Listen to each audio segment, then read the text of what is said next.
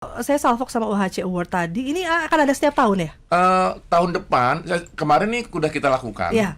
itu terhadap tadi Pemda yang luar biasa ya, termasuk provinsi ya. Provinsi itu kalau misalnya sampai dihitung 98% dan keaktifan 80%, Iya. itu dihargai.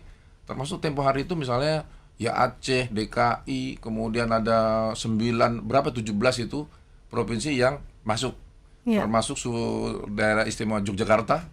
Oh, Pak Sri Sultan pun hadir wow. pada waktu UHC World itu. Mhm. Nah, tapi menariknya adalah di 2025 nanti gitu Iya. ya, di ujung Desember itu kita akan menghitung tadi yang akan diberikan awarding oleh presiden misalnya begitu ya, atau pemerintah dalam hal ini, itu yang 98% dan 80% keaktifan. Nah, kita menuju yang mereka masih 97 menuju ke 98.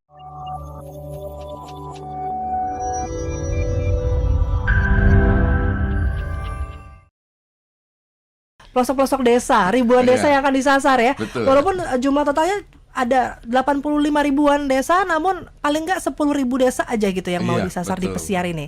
Benar, jadi kalau totally desa Indonesia kan sekitar 85 ribuan ya. Kalau kita 10% saja kita anggap ya. Kalau 98,2 kan sebenarnya tinggal dikit lagi ya. Iya, Tapi kan jumlah desa lebih banyak. Nah, jadi betul. kita uji coba di tahun ini 2335 itu aja sudah mereka antusias. Oh, Ya, baik. apalagi nanti kita merencanakan di 8.000 desa gitu ya.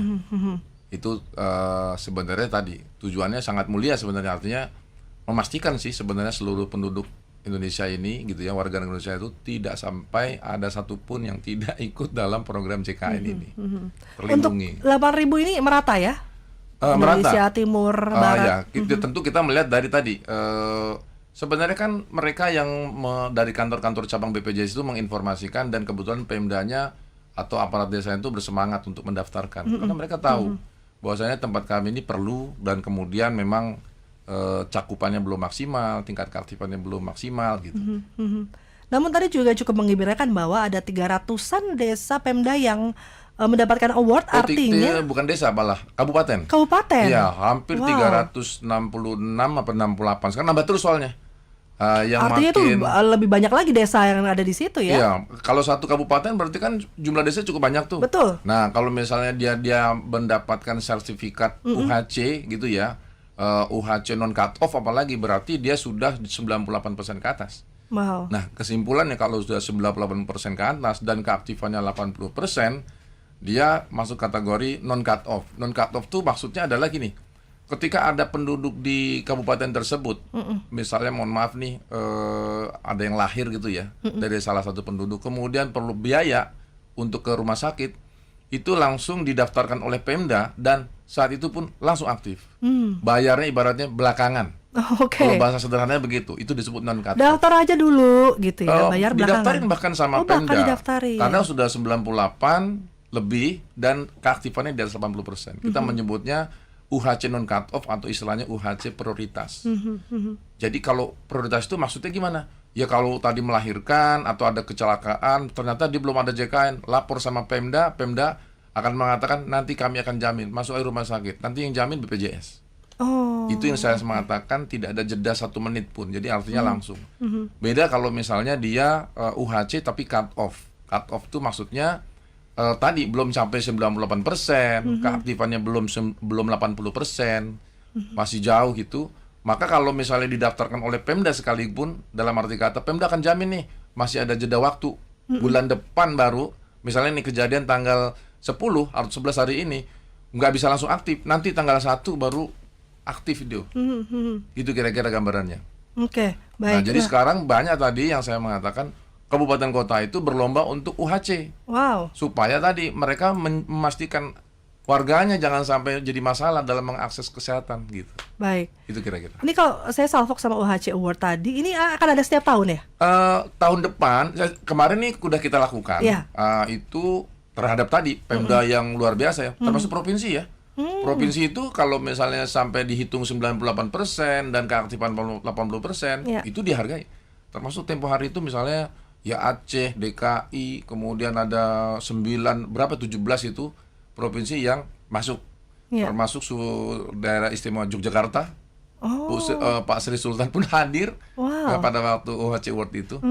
Nah, tapi menariknya adalah di 2025 nanti gitu Ya. ya, di ujung Desember itu kita akan menghitung tadi yang akan diberikan awarding oleh presiden misalnya begitu ya, atau pemerintah dalam hal ini, itu yang 98% dan 80% keaktifan. Nah, kita menuju yang mereka masih 97 menuju ke 98. Nah, ini tugas Nah, agen pesiar ya. Betul, termasuk tadi keaktifan. Masih 79%, itu menuju ke 80%. Bagaimana caranya? Itulah tugas-tugas agen pesiar.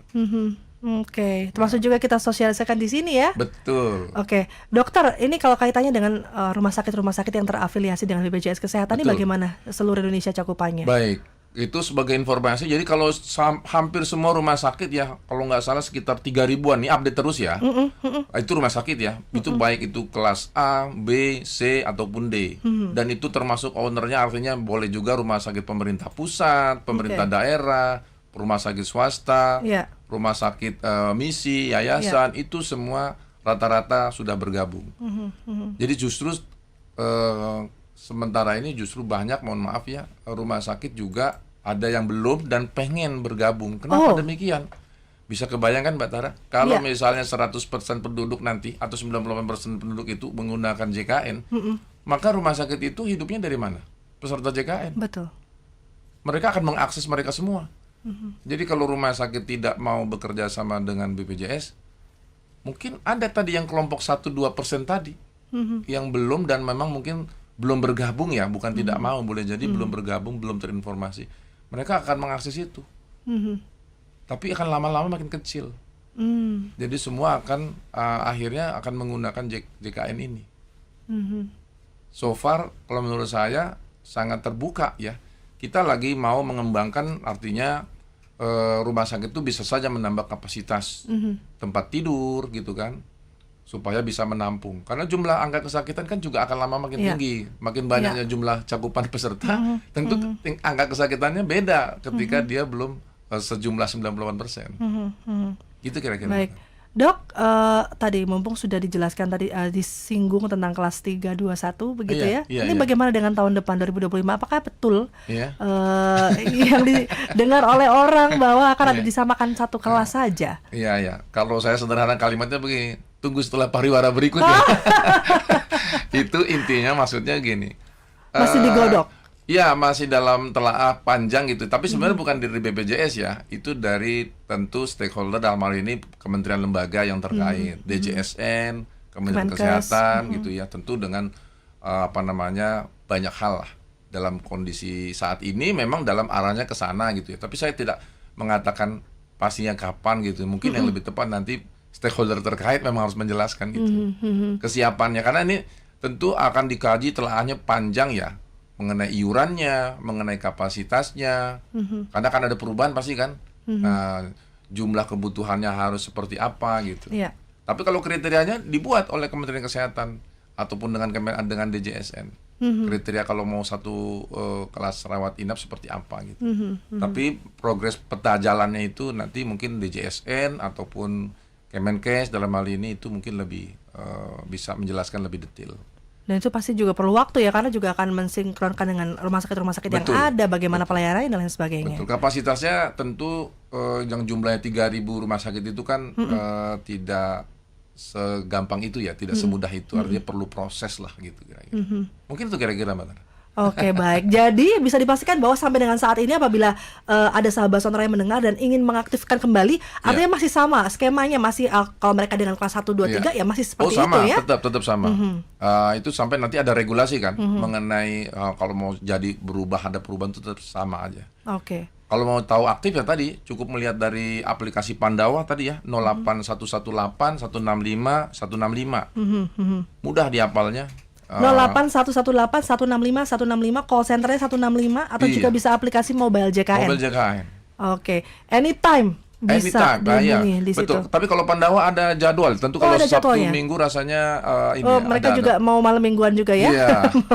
Ada petugasnya kan itu. Liburan ya. Iya. Oke, baik. Kalau pesiar ini bagaimana juga? Mereka Senin sampai Jumat atau dia bahkan diberikan bukan bonus ya, biaya operasional, bantuan pulsa, kemudian kalau dia bisa bisa menyisir 200 KK per 1 bulan itu kita tambah biaya. Bukan tambah biaya, maksudnya kita kasih lah gitu ya. Ibaratnya uang bensin lah gitu kira-kira. Artinya mereka juga boleh, apabila mereka masih bekerja statusnya tapi juga ingin menjadi agen, apakah diperbolehkan? Boleh, tapi ada ketentuan kan. Misalnya kayak misalnya PNS kan nggak bisa. Kalau PNS kan tentu ASN kan dia punya tanggung jawab gitu. Kalau tadi kayak jualan pulsa bisa lah ya, bisa. untuk sambil menyisir. Kalau dia menyisir kan boleh. Dia artinya dibikin kontraktualnya karena nanti kan ada perjanjian kan hak dan kewajibannya.